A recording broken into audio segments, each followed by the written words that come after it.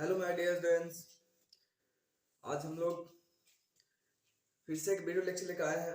आज हम लोग क्या पढ़ेंगे? तो आज हम लोग रिफ्रैक्शन ऑफ लाइट पढ़ेंगे, जो कि क्लास 10 का ही टॉपिक है, लाइट का टॉपिक है, रिफ्रैक्शन ऑफ लाइट। तो हमने क्या पढ़ा? रिफ्लेक्शन ऑफ लाइट पढ़ा। तो reflection is different things and refraction is different things. Reflection अलग चीज है और रिफ्रैक्शन अलग चीज है। तो एक होती है रिफ्लेक्शन और एक होता है रिफ्रैक्शन। तो रिफ्लेक्शन अलग चीज होता है और रिफ्रैक्शन अलग चीज होता है। तो आज हम लोग डिस्कस करेंगे रिफ्रैक्शन के बारे में कि रिफ्रैक्शन ऑफ लाइट क्या होता है। तो एज वी नो दैट, जैसे कि हम लोग जानते हैं कि लाइट का स्पीड डिफरेंट मीडियम में डिफरेंट होता है। जैसे कि एयर में हमने क्या पढ़ा है कि लाइट का स्पीड एयर में कितना होता है। तो लाइट का स्पीड एयर में कितना होता है? 3 × 10⁸ मीटर पर सेकेंड। ठीक है। वाटर में कितना होता है? What is the speed of light in water? तो वाटर में लाइट का स्पीड होता है 2.25 × 10⁸ मीटर पर सेकेंड। ग्लास में लाइट की स्पीड कितनी होती है? तो ग्लास में लाइट की स्पीड होती है 2 × 10⁸ मीटर पर सेकेंड। ये हमने पढ़ा है, हमने ऑलरेडी डिस्कस किया है। ठीक है। तो हमें आज क्या पढ़ेंगे? हम इस वीडियो लेक्चर में क्या पढ़ेंगे? Refraction of light. क्या होता है इस रिफ्रैक्शन में? जब लाइट एक मीडियम से दूसरे मीडियम में जाती है, जब लाइट एक मीडियम से दूसरे मीडियम में जाती है, तो लाइट अपने रास्ता को भूलकर किसी और रास्ते से निकल जाती है and this is known as refraction of light. तो कैसे इसको डिफाइन करेंगे सर? तो जब लाइट एक मीडियम से दूसरे मीडियम में जाएगी, तो लाइट अपने रास्ता से ना जाकर किसी और रास्ते से चल जाएगी and this bending of light is known as refraction of light. तो यहाँ पर क्या हो रहा है? लाइट एक मीडियम से दूसरे मीडियम में जा रही है। यहाँ पर भी क्या हो रहा है? लाइट एक मीडियम से दूसरे मीडियम में जा रही है। तो लाइट का बेंडिंग हो रहा है, अगर ये मीडियम नहीं होता तो लाइट सीधे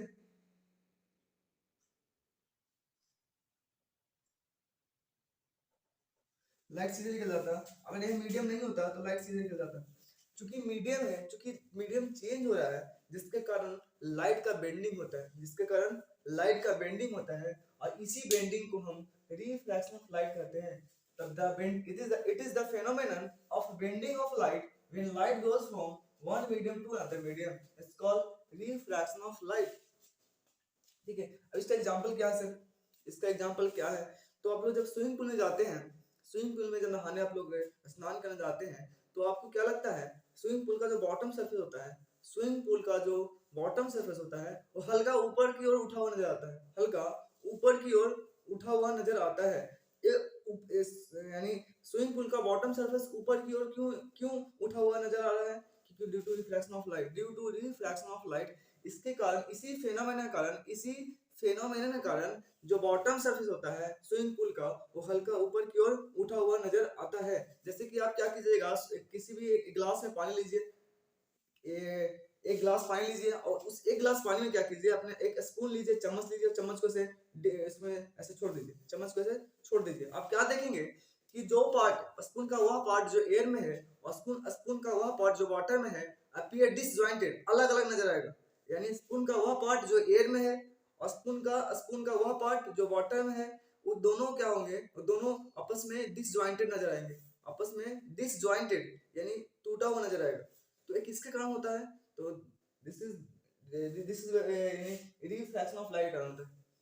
ये सारे फेनोमेना रिफ्रैक्शन ऑफ लाइट के कारण होता है। वो बॉटम सरफेस हो, स्विमिंग पूल का बॉटम सरफेस हल्का ऊपर की ओर नजर आता है, या ग्लास किसी ग्लास में किसी यानी जब स्पून को हम किसी वाटर में डिप्ट करते हैं यानी इमर्स करते हैं, तो स्पून का वह पार्ट जो एयर में है और स्पून का वह पार्ट जो वाटर में है अपीयर डिसजॉइंटेड, जैसे कि आप फिगर में देख रहे हैं। अब हम पढ़ेंगे causes of refraction of light. आखिर ऐसा क्यों होता है? जब लाइट एक मीडियम से दूसरे मीडियम में जाती है, तो लाइट अपने रास्ता से भटक क्यों जाती है? Light get deviated from the original path. Why? तो ये होता है due to change of velocity in different medium. अभी पढ़ेंगे क्या? डिफरेंट मीडियम में वेलोसिटी के चेंज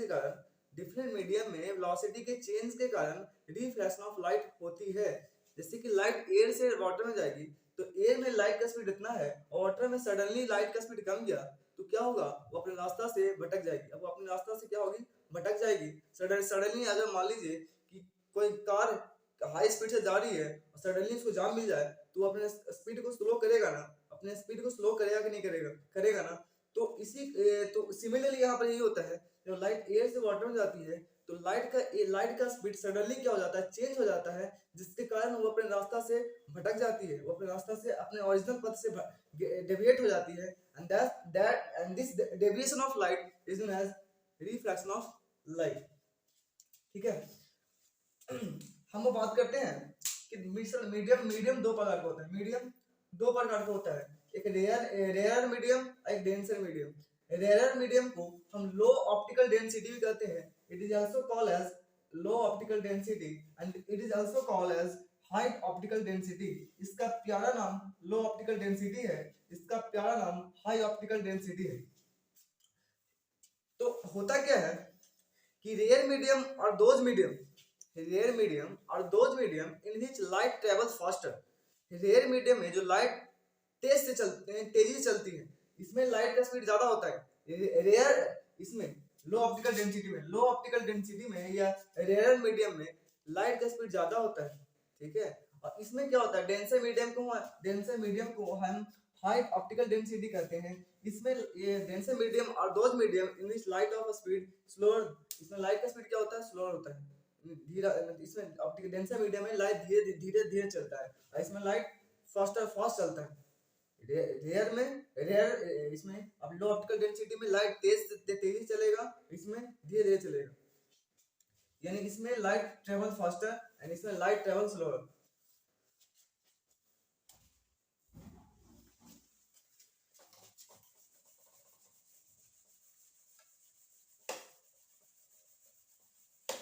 तो लो ऑप्टिकल डेंसिटी को कैसे डिफाइन करेंगे, medium in which light travels faster, in which light travels faster। इसको कैसे डिफाइन करेंगे, इसको डिफाइन करेंगे medium in which light travels slower, यानी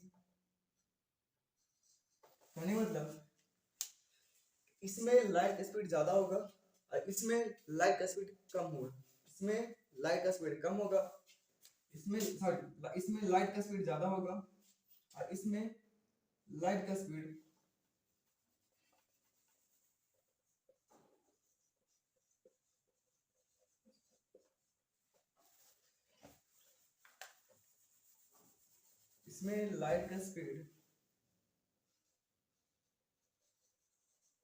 ज्यादा होगा और इसमें लाइट का स्पीड कम होगा।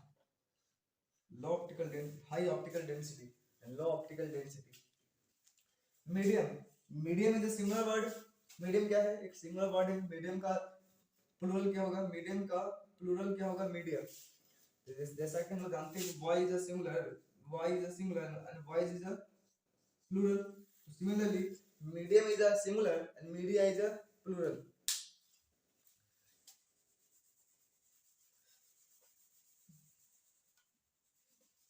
अब हम लोग देखते हैं cases of bending of light. Light किस तरह से बेंड करता है, जब लाइट एक मीडियम से दूसरे मीडियम में जाता है। As the light goes from one medium to another medium, how does the reflection of light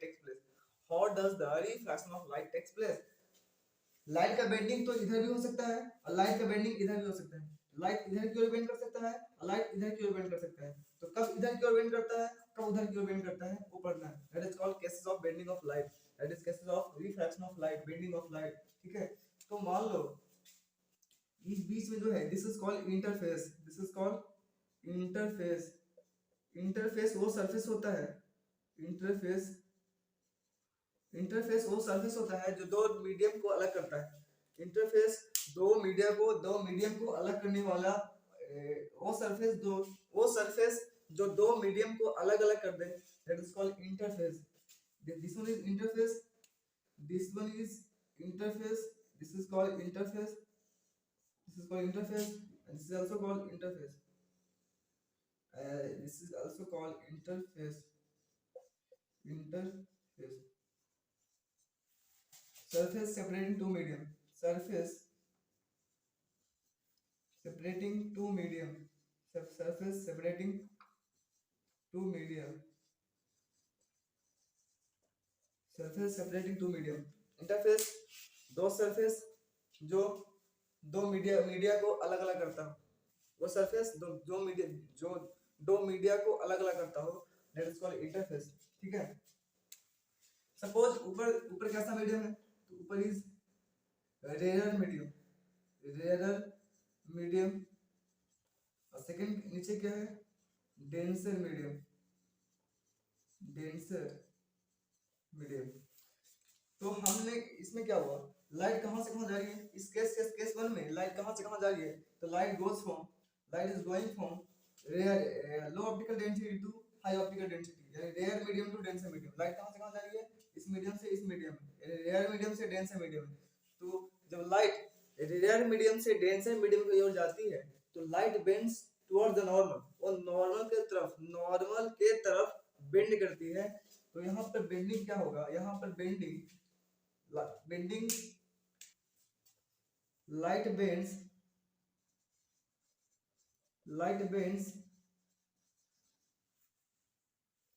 towards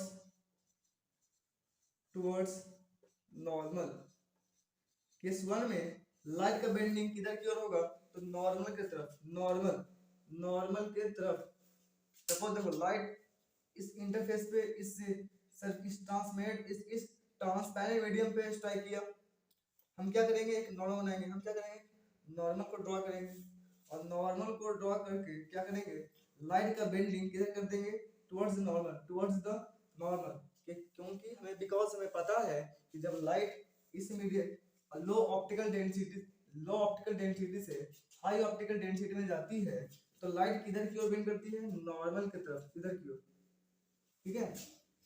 this रे जो इस सरफेस पे स्ट्राइक किया है, this ray is called incident ray, this ray is called incident ray। ठीक है। and this is called normal and this ray is called refracted ray, and this is called normal। now the angle made by incident ray normal, the angle made by incident ray and normal, the angle made by incident ray and normal is called angle of incidence, is called, इसको हम small I से denote करते हैं, this is called angle of incidence,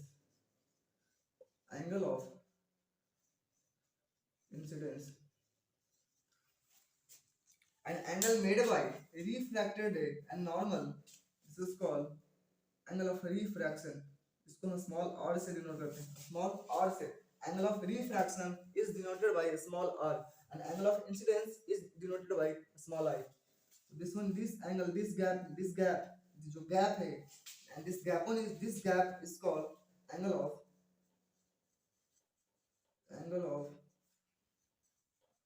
refraction। Case one क्या है, when light goes from rare medium to denser medium, light bends towards the normal, this is our case one। Case one में क्या है, case one में देख लीजिए जैसा कि I is in case of one, in this case the angle of incidence is greater than the angle of refraction। यहाँ पर क्या है, angle of incidence is greater than angle of refraction। यहाँ पर क्या है, एंगल ऑफ इंसिडेंस ए वाला, ये जो एंगल है इस एंगल से बड़ा है, दिस एंगल इज बड़ा, ए एंगल जो है इस एंगल से बड़ा है, तो the angle of incidence in this case, the angle of incidence is greater than the angle of refraction. तो ये था हमारा केस वन। केस टू में क्या है, case two, this is case two. अब हम क्या करते हैं, मीडियम चेंज करते हैं। ऊपर हम क्या करते हैं, ऊपर हम ले लेते हैं डेंस मीडियम,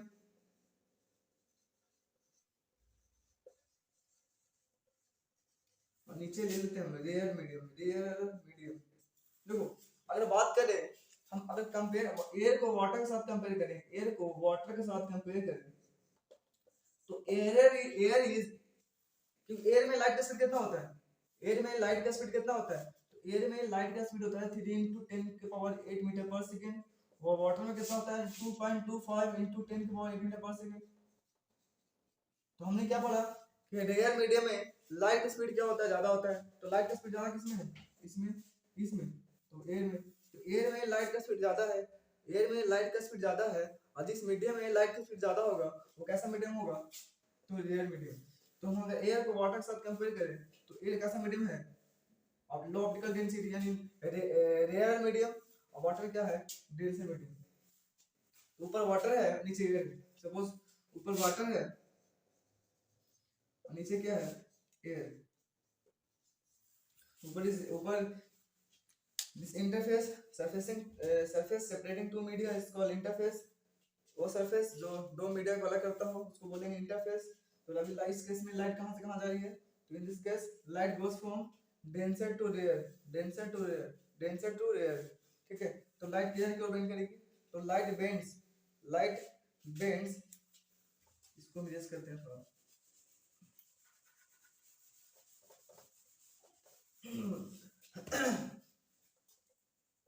तू डूब के मर जा रे, चुल्लू भर पानी में, ना राम नाम लीन हो, ना कृष्ण नाम लीन हो, तू भरी जवानी में, तू डूब के मर जा रे, चुल्लू भर पानी में। या तो this is denser medium, and this नीचे क्या सा मीडियम है, तो नीचे rarer medium, rarer medium, that is air, that is air। Air पता है कैसा मीडियम है, air rare medium, water dense medium.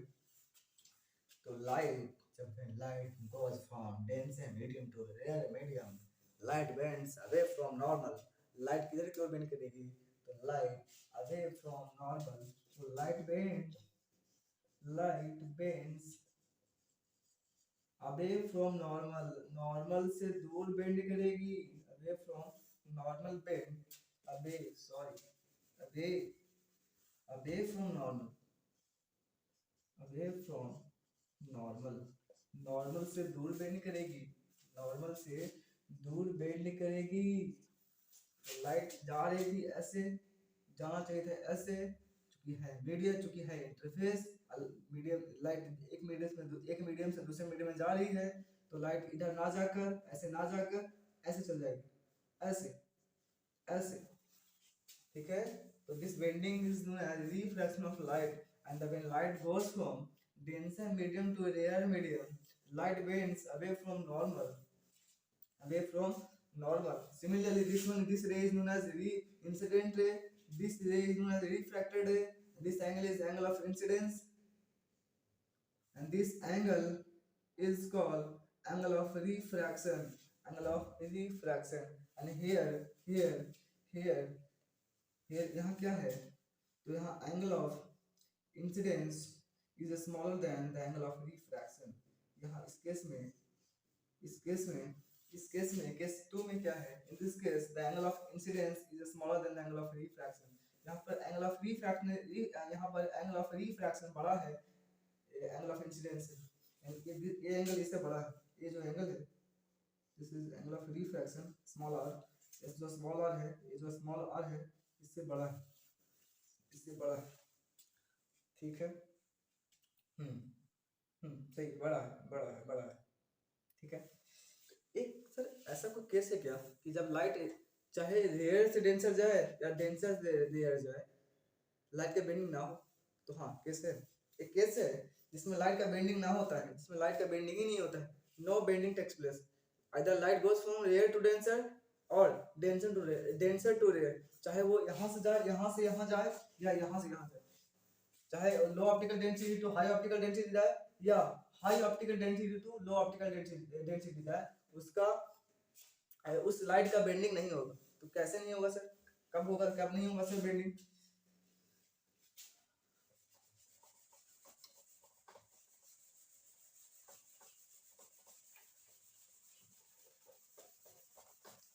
दिल ने मेरे तेरे दिल से कहा इश्क तो है वही जो है इम्तिहान, तूने कहीं जाना ही नहीं, मैं हमेशा बस तेरा तेरा ही रहा, ये तक जियो मैं जियो साथ तेरे, फिर चांद बन जाऊं तेरे गीतों, मैं भुला दूं तेरा प्यार दिल से, वो दिन आखिरी मेरी जिंदगी का, मैं तेरे मकान आँखों में हो ना सकूंगा मैं यार किसी का।